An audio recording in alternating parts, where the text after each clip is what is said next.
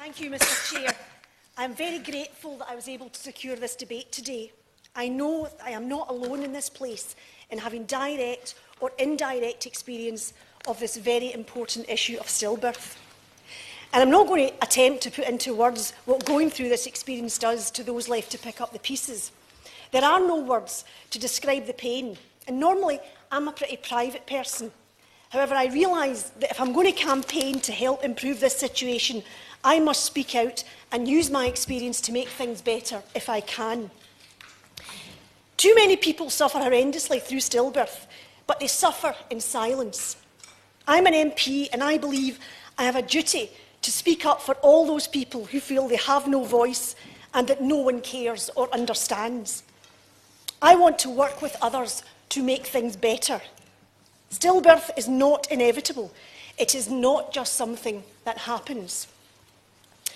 In my case, after 5 years of IVF treatment and 1 miscarriage, I experienced what all the medical professionals with whom I came into contact as a textbook pregnancy. I was glowing, in rude health, and despite my small frame, was carrying a huge baby by the time my pregnancy came to an end. However, what I didn't know, and what the medical professionals failed to pick up, was that I was suffering from HELP syndrome, a form of preeclampsia. Apparently, it had been showing up in my blood tests for some time, but this was repeatedly missed. I was returned home when I arrived at hospital on my due date, as previously arranged, with my hospital bag, ready to be admitted. The great discomfort I felt, pronounced pain through my whole body, was dismissed as the usual discomfort that comes with late pregnancy. Having returned home, I almost immediately had to go back to the hospital, where I was kept waiting for over an hour and a half, being told I was a nuisance. Again, I was told to return home, but my husband refused to allow this to happen. It transpired, had I indeed returned home, I would most certainly have died. As it was, I was sent to a bed in extremely bad grace and administered with high doses of morphine. My baby died overnight. No blood was checked, no monitoring took place, no doctor examined me. The next morning, after my baby was found to have died, doctors wondered why my body would not cooperate as they tried to induce labour. And while they waited 48 hours to discuss this, my liver ruptured and I started having fits. My husband was told I was unlikely to survive. The reason I tell this story is that the failings in my care are far more common than they should be. My case is unfortunately very far from unique, particularly in one very significant way. Work undertaken by SANS showed the importance of listening to mothers' concerns about their babies. 45% of parents who experienced a stillbirth felt something was wrong before the medical problem was diagnosed. Too many women are told that their concerns are unfounded and sent home, only for their baby to die soon afterwards. One simple change is for our antenatal care to become more collaborative. Listen to mothers' concerns. Women know their own bodies. To this very day, Greater Glasgow and Clyde Health Board has not admitted that anything went wrong with my care. There has been no apology. Apparently, it just happened. When I was discharged from hospital, it was agreed that an investigation into my care would take place and any lessons that could be learned would be learned. And at this point, I, along with so many others before me, naively thought that this would happen. How else could the system improve? 18 months later, after repeated phone calls, I received a one-page summary telling me in language so vague and non-committal that I barely understood it, that the case had been looked at and lessons had been learned. And at that point, with extreme reluctance, I sought medical advice. And from that moment, Mr. Chair, Greater Glasgow and Clyde Health Board fought like a caged lion to cover its back, to abdicate responsibility, which I realised it had in fact been doing all along. However, I was in a position, unlike so many other women, to commission 2 independent reports from experts, Dr Shaxted, consultant obstetrician and gynaecologist, and Dr Benjamin Stenson, consultant neonatologist from Edinburgh, who were quite frankly astonished at the extraordinary, repeated and glaring errors in my care. Many people would have, and I know many people indeed have, walked away, crushed by a system that compounds huge loss suffered by a system that refuses to accept when mistakes have been made, much less learn from them. I fought on because it was the only way I had of showing that my little boy mattered. I could not allow the loss of my son to be swept aside, ignored, dismissed, as though this were an incident of no importance. People come to their MPs when they feel powerless, when their own efforts to solve a difficult situation in which they find themselves have failed. People often come to their MP when they cannot make themselves heard, when dealing with an institution or organisation that refuses to listen to them and crushes them beneath its weight. I know how that feels, and that's why today I feel privileged to be in a position to offer help to some of my constituents when they feel that sense of powerlessness. After I was elected as an MP, it seemed to me that Greater Glasgow and Clyde Health Board became more interested in settling this case, dragging on as it had for over 6 years with no apparent end in sight. I was offered a nominal sum which I instinctively wanted to refuse. What I wanted was what I had wanted on the day I had walked out of the hospital. I wanted an apology, and I wanted to see some kind of evidence that work had been done to help ensure such mistakes would be much less likely to reoccur. However, my choice was to take the sum offered or face the real possibility of the judge awarding me the same amount or less, which in practice would mean that I would be liable for all costs incurred by both parties. Bankruptcy beckoned, and Greater Glasgow and Clyde was allowed to sweep the entire matter under the carpet at a time of its own choosing, without a backward glance, after dragging the entire process on for over 6 years. No liability was admitted, and as far as Greater Glasgow and Health Board are concerned, there is no case to answer. How is that justice? And how can others who have suffered similarly have confidence in a system like this, that similar mistakes will not be repeated? And since I have spoken out, many people have contacted me to tell me their own shockingly similar stories. We know that so many stillbirths which occur are avoidable, although it's also true that in some cases we don't even know why such a death has occurred, and I applaud SANS for the work it does to raise funds for research in this area. Governments across the UK must commit the necessary funding to help us better understand more about unexplained stillbirths. It's thought that around 50% of stillbirths cannot be explained by medical professionals. However, let us be clear.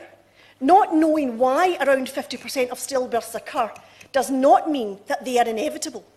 The fact is that the majority of unexplained stillbirths occur in low-risk pregnancies, and this suggests that routine antenatal monitoring is failing to identify babies at risk which could save their lives.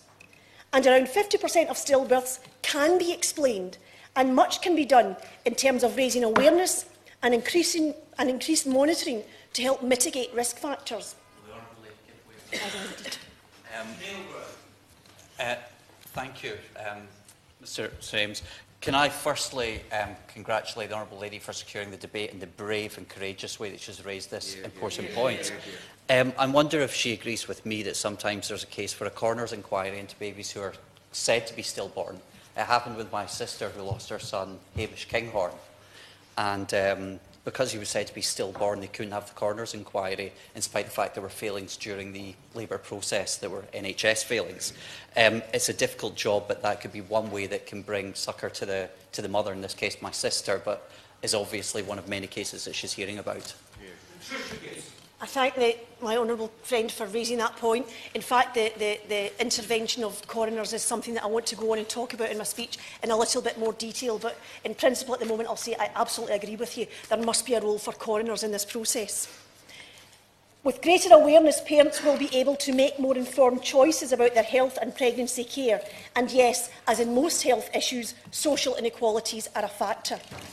The truth is, we are failing to properly identify many babies who are at risk. We lack knowledge, we lack data, and we lack research into why babies die. And to put the figures into some kind of context, Mr Chair, every year around 6,500 babies die before or shortly after birth. One baby every hour and a half, the equivalent of 16 jumbo jets crashing every year. 4,000 are stillborn and another 2,500 are dying within a month of birth. And although some work has been done, I don't think it's unfair to say that in the last 10 years there has been no significant reduction in the death rates. And still there is a taboo around stillbirth. Folk don't like to mention it. They don't know how. It creates discomfort and awkwardness. It's not like other deaths, is it? You can't talk about shared memories of the lost baby. And this leads to those suffering the loss feeling abandoned and isolated. And life must continue behind what is very often a fragile mask of normality. Think of your own lives. Almost all of us will know someone who has had a stillbirth or whose baby has died shortly after birth. However, these tragedies are too often hidden. Think of other mortality figures.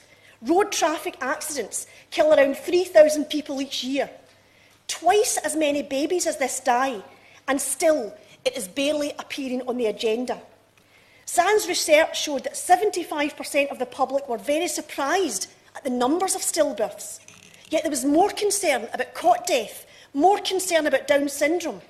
Yet stillbirth is much more common. But I still think that politically it's not a priority because it's considered unfashionable. It's not talked about generally, and it is even more difficult, ironically, it's even more difficult for people to talk about when they have experienced it. I would like the Minister today to give assurances that the practice of trusts investigating themselves when things go wrong will be reconsidered. Certainly in Scotland, I have formally written to the Scottish Government's Cabinet Secretary for Health, Shona Robeson MSP, to ask for similar consideration to this issue in Scotland with regards to health boards. Ideally, an independent body should carry out investigations into alleged failings in care with a specified time frame within which to complete its investigations, and this would prevent long, drawn-out investigations or, worse still, legal processes, which in my own case lasted over 6 years. Experts in the field are unequivocal when they tell us with one voice that for otherwise healthy babies to die undelivered near term is an easily avoidable event. And I find myself, in answer to the Honourable Gentleman's point, I find myself persuaded by the case put forward by the Campaign for Safer Births that coroners should have the power to hold an inquest for babies who die during labour or are stillborn at full term, 37 weeks or onwards. At the moment, it seems that coroners currently have no jurisdiction to hold such inquests into these deaths. In my own case, Dr Stenson noted with disappointment, his words, that there was a record in my notes that I did not want a post-mortem performed on my son. He goes on to point out that there was no record to indicate who spoke to me or what information I was given. Now, I may or may not have had such a conversation. Quite frankly, I can't remember. Much of my time in hospital was spent under extremely heavy sedation in a critical care in a high dependency unit. Why was this conversation not had with me when I was more alert? Why was it not properly recorded? I cannot say what my response at the time would have been, but I had no opportunity to make a measured assessment of the relative merits or otherwise of such an important decision. Is that not odd? Is it likely to be unusual? I doubt it very much. This is what has helped persuade me that coroners should be involved in such decisions. This would mean that particular trends could be noted, informing training needs, serious failings, and ultimately help the NHS deliver what we all want: higher quality maternity care.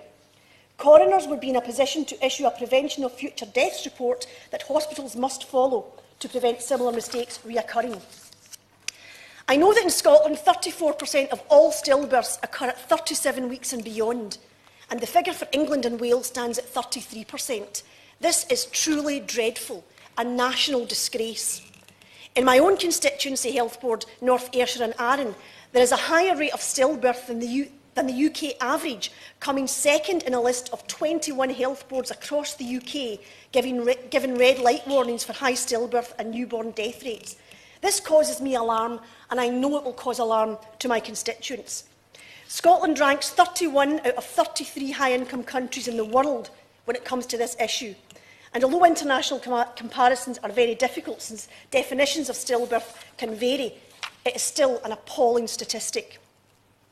It's too late to save my little boy, but there will be other little boys and other little girls as eagerly awaited as my baby who are yet to be born. There is much more we can do in Scotland and across the UK to take action now to make sure they have the safest possible care. I urge the Minister to seriously reflect on the suggestions I have put forward, and I will also be urging Scotland's own Cabinet Secretary for Health to continue to work to improve future maternity care. We cannot go on allowing 100 of our babies to continue dying each and every week. It's time this issue was put firmly on the political agenda. Tears and hand-wringing won't save our babies. Action and political will can, and I urge the Minister to take action. Question is that